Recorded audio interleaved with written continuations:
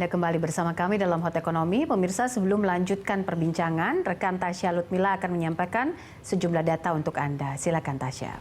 Baik, terima kasih Poppy dan pemirsa. Relaksasi 4 kebijakan pajak dalam stimulus kebijakan jilid 2 ini diperkirakan bernilai total 22,92 triliun rupiah.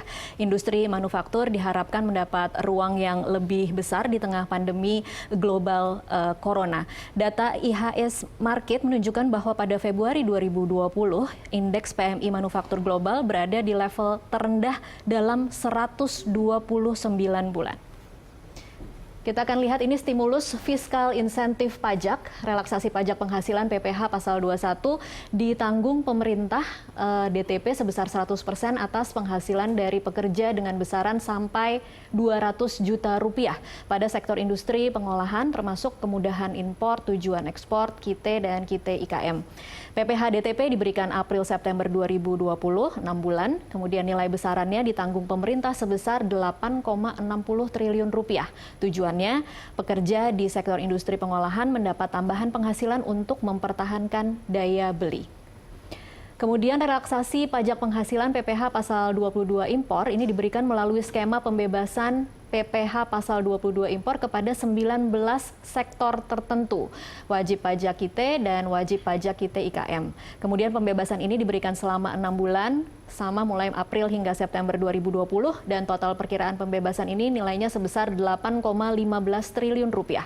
Tujuannya untuk memberikan ruang cash flow untuk industri sebagai kompensasi untuk switching cost. Selanjutnya, relaksasi pajak penghasilan PPh pasal 25 diberikan dengan skema pengurangan PPh pasal 25 sebesar 30% diberikan kepada 19 sektor ke wajib pajak KIT dan juga KIT IKM. Kemudian pengurangan ini diberikan selama 6 bulan pada April hingga September 2020 dengan total pengurangan 4,2 triliun rupiah. Relaksasi restitusi pajak pertambahan nilai diberikan PPN dipercepat, kemudian bagi 19 sektor tertentu, WP KIT dan WP KIT IKM, sama 6 bulan April hingga September dan total nilainya 1,97 triliun rupiah. Ini adalah 19 sektor penerima insentif pajak. Kita bisa lihat bahan makanan, minuman, logam dasar, kertas, farmasi, kendaraan, kemudian ini juga bisa dilihat alat angkut, karet, barang galian, pakaian jadi, listrik, dan juga tekstil. Ada mesin, barang logam, pencetakan, kulit, furniture juga, komputer, dan barang elektronik dan optik. Kemudian ini kita akan lihat bagaimana penerimaan pajak penghasilan dalam tahun 2019. Untuk PPh pasal 21, 148,63 triliun rupiah. Untuk PPh 22 impor, 53,66 triliun rupiah atau 78,61% dari target.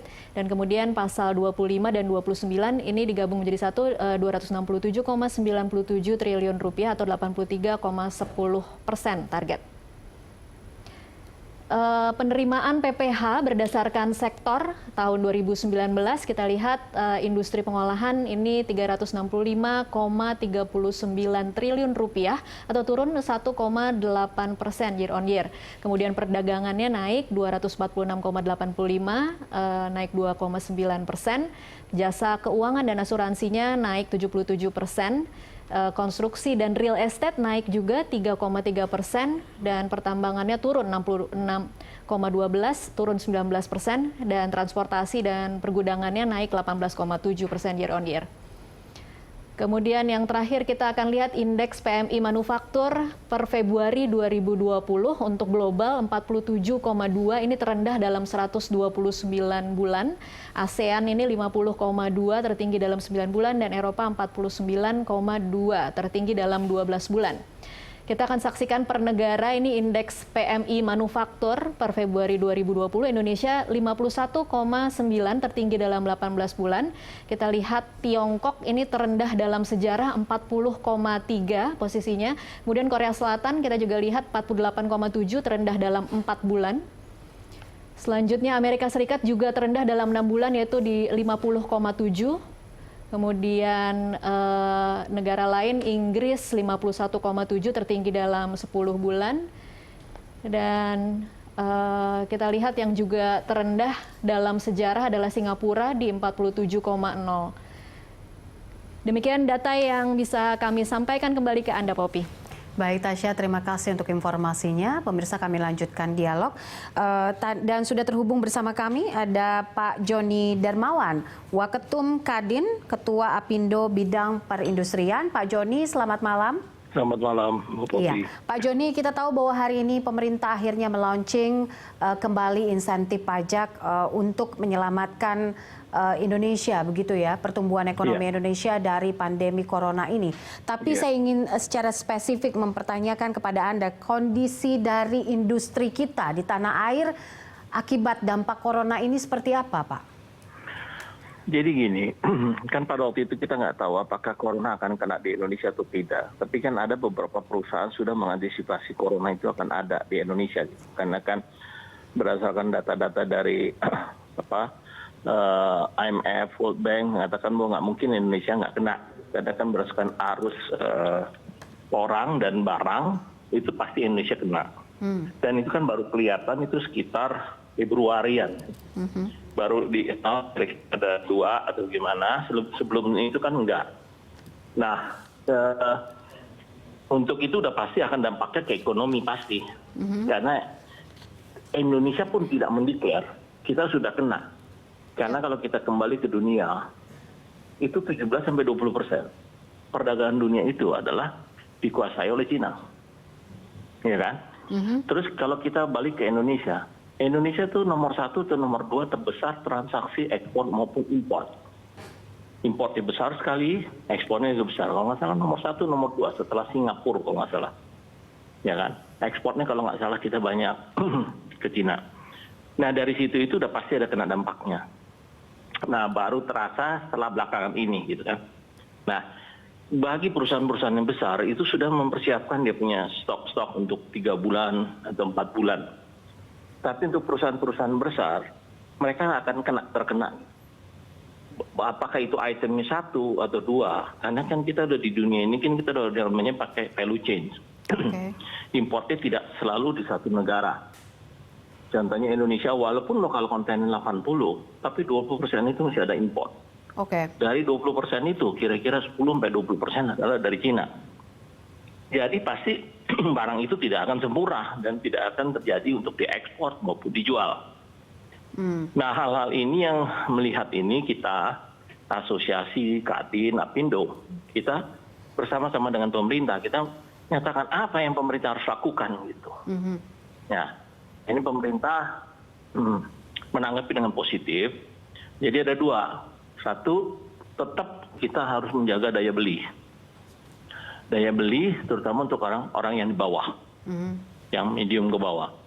Nah itu akhirnya dipikir, konotasinya tetap 1 bahwa daya beli itu adalah uang. Dimana kalau ada uang mereka akan melakukan pembelian, ya kan? Perusahaan juga perlu cash flow. Maka itu tadi dikatakan ada PPh 25, PPh 22, restitusi dikembalikan cepat, biaya ditangguhkan dulu atau bagaimana. Itu dari segi monetary, ya, fiskal. Sedangkan dari ada beberapa, itu kan dari udah sejak 4 bulan yang lalu. Kita mengeluh, atau pengusaha-pengusaha sudah mengeluh. Kok kita mau import, mau ekspor susah banget. Prosedurnya berbelit-belit gitu kan.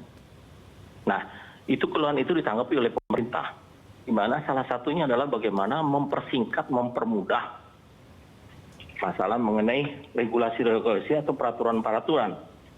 Sehingga memudahkan kita untuk melakukan import dan maupun ekspor barang sehingga perusahaan itu akan jalan. Kenapa kalau perusahaan dan pengusaha atau pabrik tidak jalan, maka yang akan terjadi adalah diliburkan karyawan, ya kan? Nah ini butuhnya PHK. Nah untuk itu kelihatannya tindakan ini menurut saya tepat. Di mana pemerintah belum selesai. Pak Joni, maaf saya potong. Jadi menurut Anda bahwa relaksasi dan juga restitusi dari PPN ini adalah langkah yang paling tepat saat ini? Saat ini ya, karena ini kalau kita pemerintah tidak melakukan akan lebih kolaps. Di mana akhirnya semua stagnan, ya kan? Perusahaan tidak jalan, pabrik tidak jalan, yang buntutnya adalah karyawan dikeluarkan. Baik. Selain relaksasi pajak yang sudah dikeluarkan oleh pemerintah, apalagi yang diinginkan atau stimulus apalagi yang bisa diberikan inputnya kepada pemerintah saat ini? Sementara ini adalah itu kan satu cash flow yang tadi dikatakan, itu kan dari fiskal. Yang kedua adalah nanti kita bicarakan masih banyak, tapi yang kedua adalah sebenarnya paling penting adalah regulasi.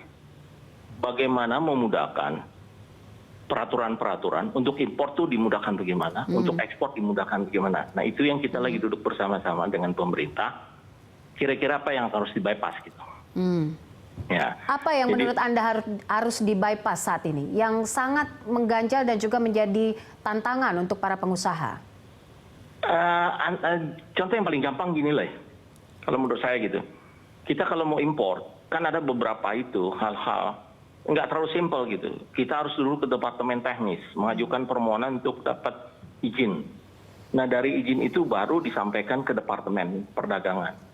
Perdagangan baru masukkan ke dalam dia punya sistem, sehingga pada waktu kita memajukan ke perindustrian atau ke departemen teknis, masuk ke perdagangan sudah oke, keluarlah kita punya izin untuk impor atau untuk ekspor.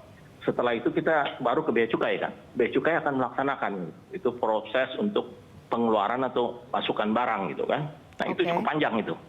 Sehingga proses itu biasanya, ya jujurlah 3-4 bulan yang lalu kan pemerintah tuh bagaimana mengunci yang namanya import kan, itu kan konsepnya import, jadi semua dikunci gitu.